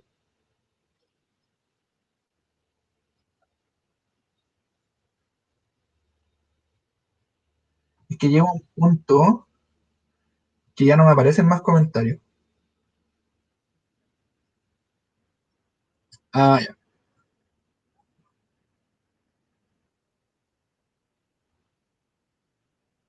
Ya, acá Pato de Naturalistas Chile me sopla por interno que no, me está costando ver los comentarios porque han puesto mucho. Entonces, voy a dar un periodo para que ustedes pongan preguntas que no han sido respondidas y que creen que necesitan ser respondidas y yo las voy a responder luego de eso.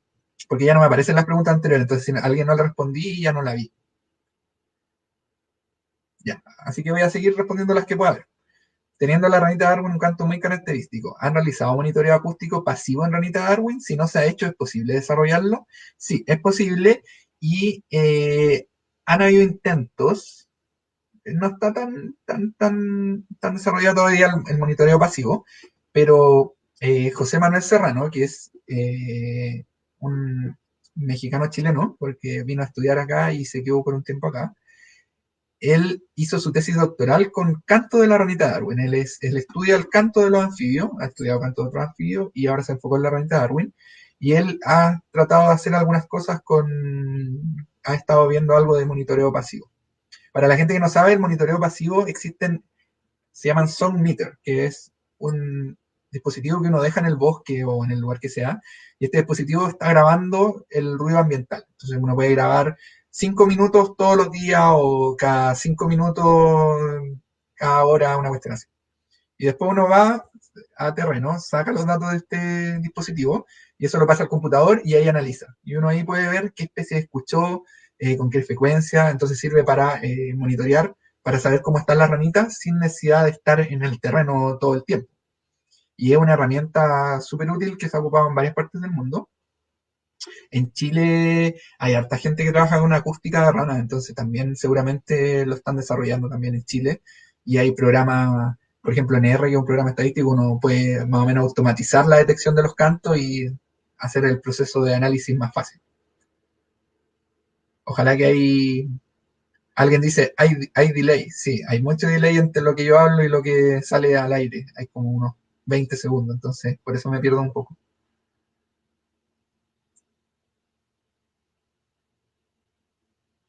Y alguien dice, sí, hay lugares con más mala señal. Sí, lo sé, porque acá también la señal de repente no anda muy bien. En el caso de la ranita Darwin del Norte, ¿necesitas grandes extensiones de terreno o bastaría con una quebrada limitada con el hábitat? Eh, no lo sabemos ni siquiera para la otra especie, que es la que más conocemos, pero seguramente con una quebrada podría ser suficiente para una población. Esta especie, la del sur, que es la que hemos podido estudiar más, se mueve súper poco. Entonces es una especie que habita ambientes más o menos acotados. Sin embargo, igual se mueve, pues, igual se van moviendo dentro del bosque. Igual uno siempre dice, mientras más grande el tamaño del bosque, mejor para las ranas, pero seguramente con una quebrada para el norte podría ser suficiente para sostener una población en el tiempo. Pero no lo sabemos, es como Mitincana nomás, no lo sabemos.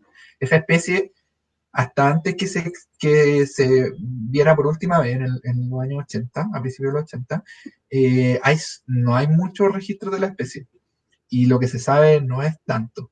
Y de hecho hay gente, y yo igual tengo siempre mi duda, que cree que la especie del norte podría ser la misma que del sur, que sería una variación nomás de la especie que hay en el sur. Pero como ya no está la especie, es súper difícil, o al menos no la hemos encontrado, puede estar. Es difícil hacer todo ese tipo de estudios. Así que estamos intentando ahí algo con genética para ver si logramos ver si realmente son especies diferentes o son la misma especie. Lo que he aceptado actualmente es que son especies diferentes y la del norte es muy poquito lo que sabemos porque no se alcanzó ni a estudiar casi. Igual, sin desmerecer lo que hicieron todos los investigadores antes, igual algo se estudió, pero es poquito lo que sabemos de ecología sobre todo. Alguien pregunta si la ranita de cuatro ojos o sapito de cuatro ojos está en peligro o no. No, no está en peligro. Esa especie es muy abundante, es súper frecuente y de hecho esa especie vive en lugares donde hay gente así con harta intervención humana. Entonces esa es una de las especies que le va súper bien con la intervención humana. Y de hecho a mí me tinca que, por ejemplo, es una práctica común en la zona central, en la zona más seca de Chile, hacer tranques, hacen tranque o excavan para juntar agua para el ganado. Entonces el ganado puede tener agua a donde tomar. Y en esos lugares estas ranas se pueden criar, po, en las pozas. Estas ranas son ranas que crían en pozas. Entonces todas estas intervenciones que ha hecho el hombre en el ambiente, igual como que son medias beneficiosas para el sapito cuatro ojos en específico. Y de hecho en Europa se hace harto eso de crear pozas artificiales para algunas ranas. Po. Entonces las ranas que crían en pozas es más o menos fácil crear ambientes para ellas. Aunque siempre estas ranas, aunque crían en poza, después se mueven al bosque, a muchas de las especies. Entonces igual necesitan también cierto ambiente apto. Más difícil es en las especies que viven solo en bosque, que es como la ranita de Darwin, y en Chile hay varias especies que son bien asociadas al bosque nativo. Y ahí es más difícil porque necesitáis bosque nativo para que estén las especies. En plantaciones hay a veces. También depende de la plantación, porque hay algunas plantaciones que tienen el sotobosque, que es la parte más baja del bosque, que tienen especies nativas y que son bosques súper densos y bien húmedos. En esos bosques, obviamente, igual es más apto para una ranita que viva en el bosque que una plantación que esté totalmente pelada abajo.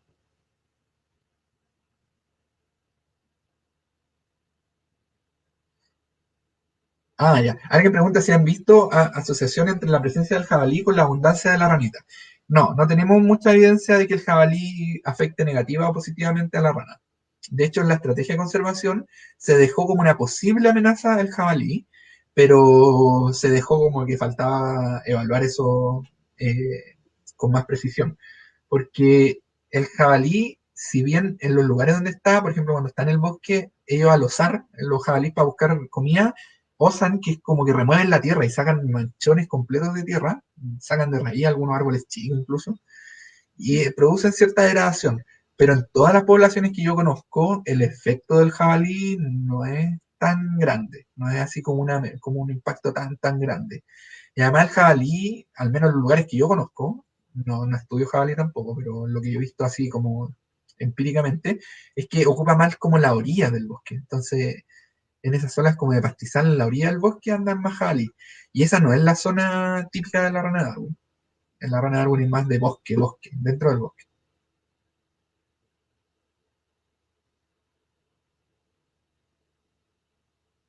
¿Dónde podemos comprar los libros? Dice alguien. Si nos contactan a través de la ONG, tanto en Facebook e Instagram o la web de la ONG, les podemos dar los datos. Ahí se envían a todo Chile en cuarentena y toda la situación actual. Pero estamos entregando así, solo venta a través de nuestras redes y web. ¿Cuántos huevos pone la ranita de Darwin? Pregunta Tiare Troncoso. La rana de Darwin pone alrededor de 10 huevos. pero esto varía en poblaciones. Entonces hay algunas posturas más grandes, hasta 23 creo que es la postura más grande que se ha visto, y las más pequeñas, que son las que están en Chiloé, pueden ser entre 3 a 4 huevos, que es lo más común en el sur de Chiloé. Entonces pueden ser tan chicas como 3 a 4 huevos hasta una veintena. No más grande que eso. No más por ahí más o menos. Y dentro del saco vocal, de hecho, los machos, cuando crían los renacuajos dentro de su saco vocal, generalmente también tienen 10 larvas o por ahí, en algunas poblaciones más, pero generalmente no más que eso. No es una especie que tenga posturas gigantes, como por ejemplo el sapito cuatro ojos o las especies, los sapos rinela, los bufos. Esos pueden tener posturas de miles de huevos. Este no es el caso de la ranita de Darwin. Alguien pregunta, ¿los dueños de los predios que califican pueden usar esta clasificación de sus terrenos con fines turísticos o este punto es una restricción para poder acceder a esta calificación? No, no necesariamente. Si es un turismo que considere la sustentabilidad de las poblaciones y del hábitat, se puede hacer. De hecho, el ecoturismo es totalmente compatible con los objetivos de conservación de esta especie y de muchas otras especies. Y la cuestión es cómo se hacen las cosas más que... Porque nosotros en la ONG no somos tan estrictos en ese sentido de que no hay que intervenir nada, porque la gente necesita obviamente tener trabajo y, y también incluso hasta industrias que pueden verse tan malas como la industria forestal. Y aquí me voy a meter en un tema medio conflictivo, no me debería haber metido ahí, me estoy metiendo solo en el tema, pero bueno, también si se hacen las cosas bien, pueden ser un aporte a la conservación. Entonces, todo se puede, pero cómo se hace es lo importante. Alguien pregunta si estamos buscando la ranita Darwin del norte, la Rufum, y sí, la estamos buscando, pero ahora no muy activamente, pero han habido intentos. Por ejemplo, José Manuel Serrano, que es miembro también de nuestra ONG, tuvo un proyecto hace un tiempo donde trató de buscarla, y yo sé que hay otra gente que está siempre activa buscando, pero es difícil porque de más que hay algunas quebradas que tienen un ambiente apto, pero llegar a esas quebradas es súper difícil. Entonces ahí siempre el trabajo con arriero y gente que conoce mejor la zona es útil, pero no se pierde la esperanza de que por ahí aparezca. Alguien pregunta si en el Longuén encontró una ranita pequeña café, que si puede ser ranita Darwin. Podría ser el rango de distribución de las dos ranas Darwin. Sin embargo, todo lo que sabemos en la actualidad es que no, es alguna especie, lo más probable es que pueda ser una Eusophus, una especie del género Eusophus, porque ahí sí, pues, está en el límite norte de... Sí. En todo caso, la ranita Darwin es fácil de identificar, si es que tiene foto o algo así, porque tiene características súper únicas, que por ejemplo la nariz punteada, eso no lo tiene ninguna especie. Cuando son muy chiquititas las ranas, cuando son muy juveniles, cuesta identificarlas. Y uno se puede confundir con otra especie. De hecho, hasta gente que es más experimentada a veces se confunde. Pero con una foto uno identifica fácilmente una rana de Darwin. Alguien pregunta si en Fray Jorge hay ranitas de Darwin. No, no hay ranitas de Darwin. Y ese bosque es como el ambiente de la ranita de Darwin, pero no hay ranitas ahí, no hay en esa zona. Esta ranita seguramente su capacidad de dispersión no es tan alta como para poder llegar ahí.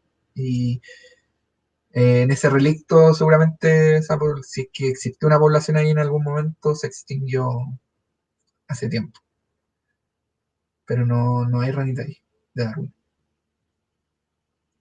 La ranita vaquita, me pregunta alguien. No sé a qué se refiere con la vaquita, pero puede ser la ranita de Darwin del norte, porque hay varios nombres comunes y uno era sapito vaquero. Y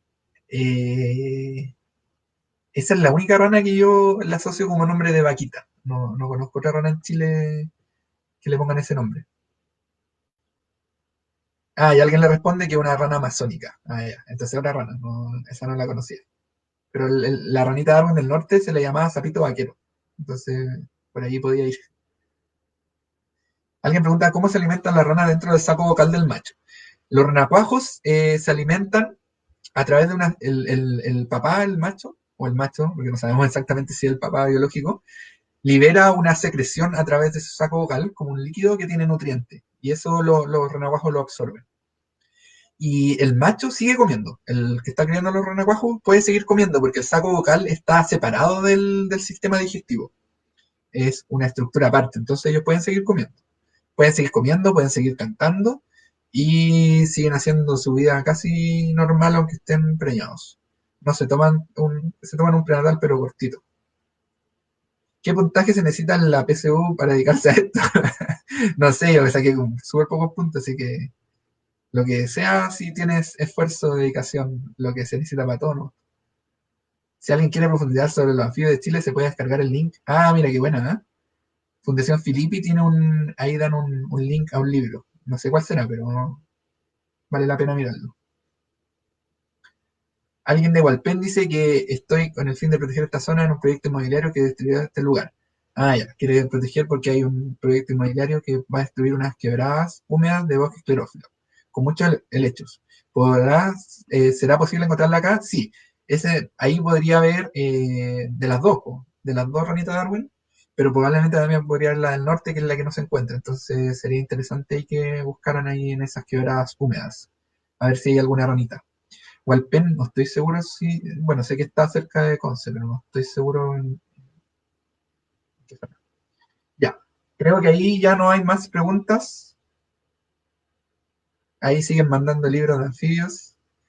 Con eso me despediría. Muchas gracias a todos. Recuerden seguirnos en las redes de la ONG Ronita Darwin. Y cualquier duda o si quieren participar en algún proyecto, colaborar, nosotros estamos siempre súper abiertos a todo eso. Y ahí nos escriben nomás, pues estamos siempre atentos, tratamos de responder lo más rápido posible, a veces las máquinas no nos permiten responder todo, pero tratamos. Así que gracias por ver, escuchar y nos vemos en una próxima. Chao.